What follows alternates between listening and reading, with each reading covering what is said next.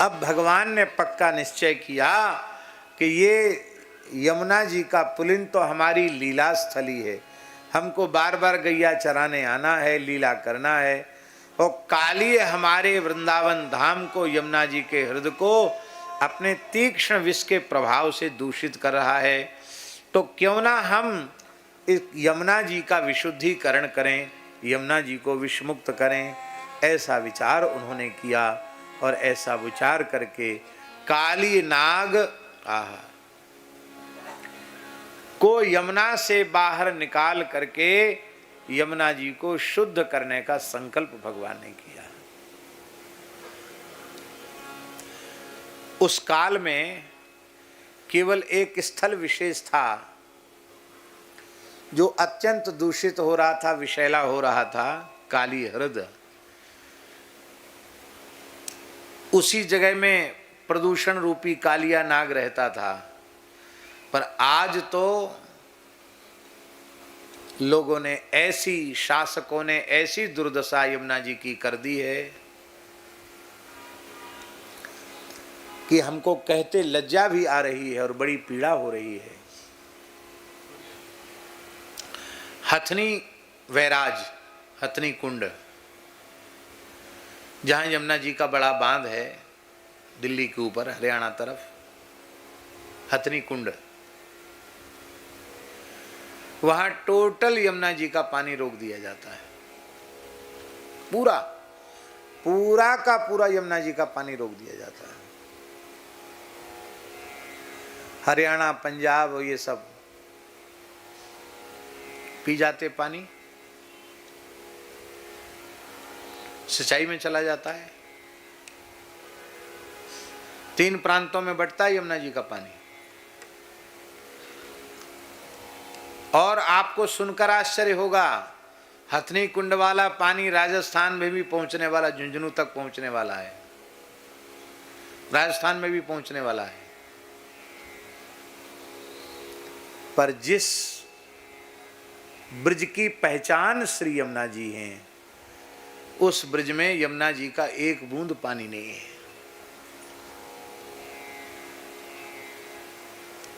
आप कभी हो तो वहां जाकर देखना,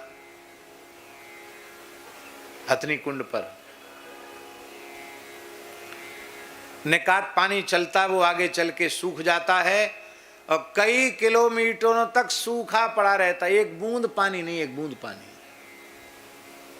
खेती होती है, बच्चे खेल कूद करते हैं, फिर किनारे के शहरों का शीवर का गंदा पानी, फैक्ट्रियों का दूषित विषाक्त जल उसमें छोड़ा जाता है और इकट्ठा होते होते दिल्ली तक।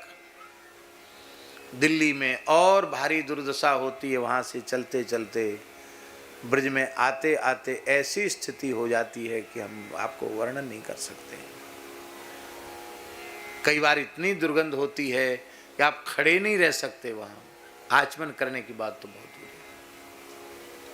श्रद्धा पूर्वक एक अंजलि जल लेते हैं, इतना हाथ में जल लेते हैं हथेली में, हजारों कीड़े जल में आ जाते हैं। इतना विष बढ़ जाता है कि मछलियां मर जाती हैं, कछुए मर जाते हैं, उस विषैले के रासायनिक, उस दूषित जल के कारण।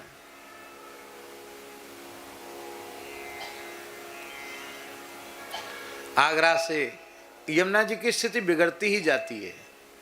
आगरा के बाद फिर चंबल और कई नदियां मिलती हैं तो थोड़ा अच्छा जल हो जाता। प्रयाग में यमुना जी का बड़ा स्वरूप दिखाई पड़ता है।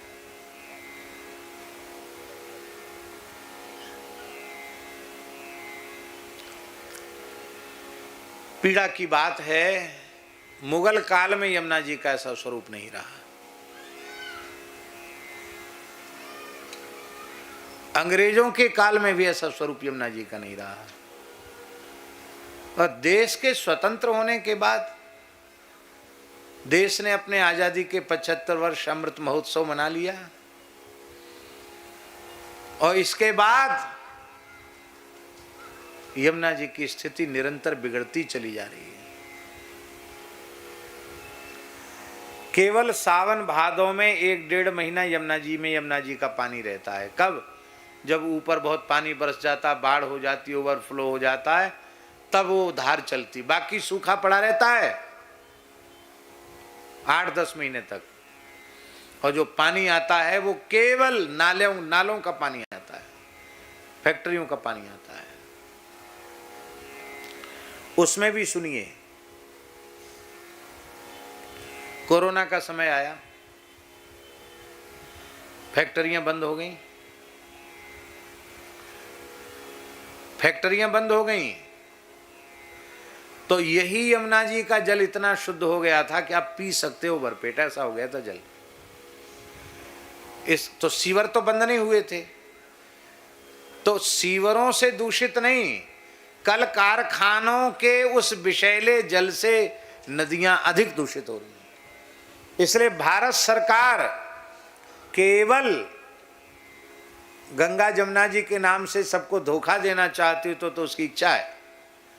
यदि ईमानदारी से काम करना चाहती है तो सबसे पहले नदियों को शुद्ध करने के लिए कार्य करना चाहिए कि जितने कल कारखाने हैं वो नदियों के किनारे से हटा देने चाहिए, उनको दूर ले जाओ, और उनका जो दूषित अंश निकलता है उसको आप कैसे निस्तारण करते हैं, नदियों में जाने से उसको रोकें, आप उसका निस्तारण कीजिए, उसके अनेक विकल्प हो सकते हैं।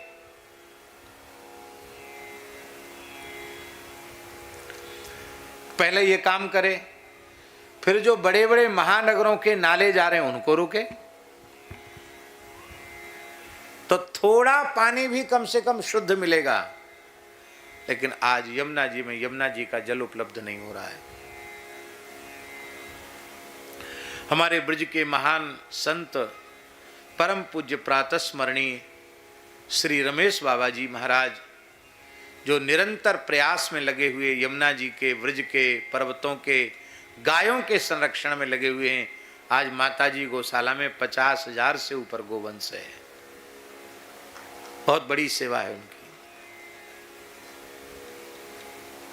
हमारे गोकुल के बल्लभ कुल के आचार्य चरण श्री पंकज बाबा पूरे जोर से कमर कस के इस कार्य में लगे हैं। हमें शायद किसने बताया था कि इस समय शायद सूरत में भी आए हुए हैं कि नहीं आए हुए, सूरत में क्या किसी ने बताया हमको, अनुराग दास ने बताया क्या?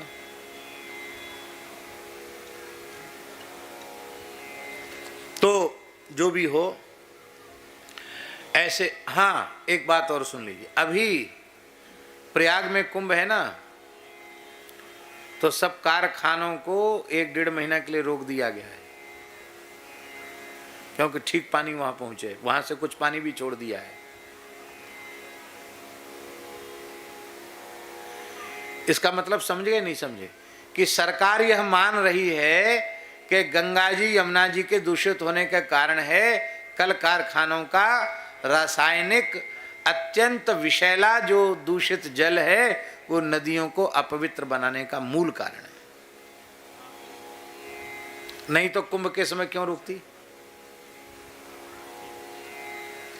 सब काम अच्छे अच्छे हो रहे हैं, लाखों करोड़ के हजारों करोड़ के काम हो रहे हैं, होने चाहिए, लेकिन भैया ये गंगा यमुना तो निर्मल और अविरल होनी चाहिए, इसमें प्रयास करना चाहिए। ज़्यादा कठिन काम नहीं है। विकास नगर में देहरादून के पास यमुना जी खूब बढ़िया, हम दर्शन करके स्नान करके आए। वहाँ से उत्तर प्रदेश की सीमा लगती है, ज़्यादा काम नहीं है। मान लो सरकार नहीं कुछ करना चाहती है तो इतना ही करे कि एक बड़ा पाइपलाइन, जैसे बहुत बड़ी बड़ी पाइपलाइन भीतर से ज़मीन के अंडरग्राउंड करके ले जाते हैं, ऐसे बड़ी पाइपलाइन वहाँ से यमुना जी का जल लेके आवे और जहाँ से ब्रज की सीमा शुरू होती है वहीं कम से कम यमुना जी का जल छोड़ दे, तो भी ब्रज में आनंद की बाढ़ आ जाएगी, लहर आ जाएगी। लेकिन बात यह है, एक कहावत है कि गरुड़ जी बहुत तेज उड़ते हैं, उनकी गति बहुत तेज है, और न उड़े तो बहुत तेज उड़ते हैं गरुड़ जी, और न उड़े तो जहां हैं वहीं धरे रह जाएंगे। इसी को संस्कृत में कहते हैं अगच्छन वैनते योपि पदमेकम न गच्छति, यदि गरुड़ जी न चलें तो एक पग भी नहीं चल सकते, और चींटी चलना आरंभ कर दे तो दूर से दूर तक चली जाती है। सरकार ईमानदारी से कुछ करना चाहेगी तो हो जाएगा। हम वर्तमान प्रधानमंत्री जी के समर्थक हैं, विरोधी नहीं हैं, क्योंकि निश्चित उन्होंने जो काम बड़े पैमाने पर किए हैं और विश्व में जो भारत का गौरव बढ़ाया है, उसके लिए वे निश्चित प्रशंसा के पात्र हैं, इसमें कोई संदेह नहीं। यूपी की स्थिति, उत्तर प्रदेश की स्थिति बिहार से भी गई बीती हो गई थी। यूपी के नाम से लोग घबराते थे, लेकिन एक अकेले एक महापुरुष ने, एक योगी ने पूरे उत्तर प्रदेश को भारत का सर्वोत्तम प्रदेश बना दिया है। बात बात पर दंगे, बात बात पर झगड़े कोई छू नहीं कर सकता आज उनके समय में। और ये बात आप जान लीजिए, अभी तक न जाने कितने कुंभ प्रयाग में हुए, लेकिन इस बार जैसी कुंभ की तैयारी है ऐसी इसके पहले कभी नहीं हुई। और उसका कारण है कि कम से कम 8-10 बार तो स्वयं योगी जी वहां होके आए, पूरा ध्यान स्वयं दे रहे हैं। और एक समय वह था जब प्रयाग कुंभ में मेला प्रभारी एक मुसलमान मंत्री को मेला का प्रभार दिया गया था। एक समय, वो भी उस समय का भी हमको पता है किसका शासन था और कैसी व्यवस्था थी, उसको भी हमने देखा।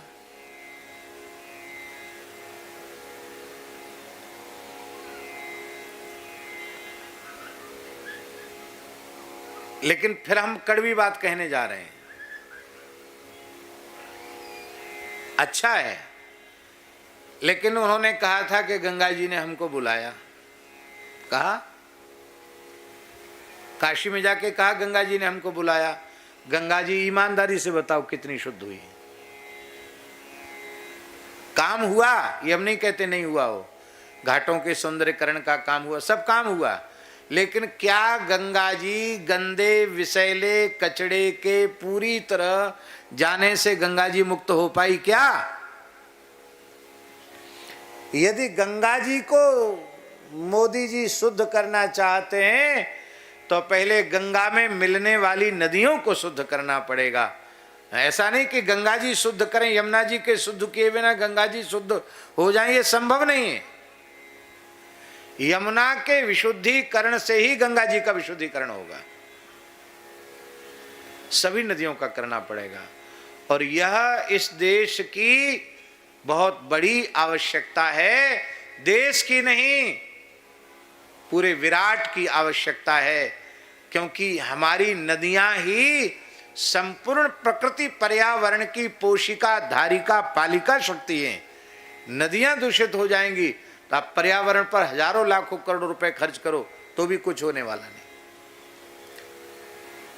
आपके शरीर में कोई ब्लॉकेज हो जाता, कोई नस नाड़ी में, तो कहते ना चीरो फाड़ो, बाईपास सर्जरी करो, यूं करो त्यों करो।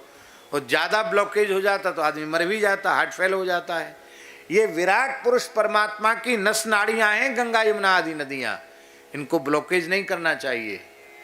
इनको अविरल निर्मल प्रवाह इनका निरंतर बना रहना चाहिए। तो यह कार्य एक तो भारतवर्ष की धरती गोवध के कलंक से सदा सर्वदा के लिए विमुक्त हो, ये बहुत बड़ी आवश्यकता है। दूसरी आवश्यकता है हमारी गंगा यमुना आदि नदियां वो प्रदूषण से सर्वथा विमुक्त हों। इन दो चीजों की तो बहुत बड़ी आवश्यकता है। और कम से कम ये दो काम जब तक नहीं करेंगे तब तक सभी अच्छे कार्यों पर उनकी पक्की मुहर नहीं लगेगी। पक्की मुहर तभी लगेगी भले ही चाहे तुम सोने की पटरी बिछा दो और सोने की बुलेट ट्रेन चला दो, यदि गोवध इस भारत की धर्म प्राण धरा पर होता रहा तो आपके किए गए अच्छे अच्छे से सभी कार्य वो नगण्य हैं। आस्तिकों की दृष्टि में, सनातनियों की दृष्टि में, ईमानदारी से जो भारतीय हैं उनकी दृष्टि में। इसलिए भारत की पवित्र धरा को गोवध के कलंक से विमुक्त करना ही चाहिए। तजिए ताहि कोट बैरी सम जद्यप परम स्नेही। ऐसे लोग भी हैं जो राजनीतिक पार्टियों में हैं, गाय में उनकी बिल्कुल श्रद्धा नहीं है, वो स्वयं गोमांस खाते हैं। और वो पार्टियां, वे लोग जो बहुत हल्ला गुल्ला मचाते हैं, वो यह भी जानते हैं कि ये गो विरोधी हैं, गोमांस खाने वाले हैं, फिर भी राजनीतिक लाभ के लिए उनको छोड़ नहीं पाते हैं। ये जब तक दृढ़ता भीतर से नहीं आएगी, जाके प्रिय न राम वैदेही तजिए ताहि कोटि वैरी सम जद्यप परम स्नेही, तब तक देश का सुधार संभव नहीं है।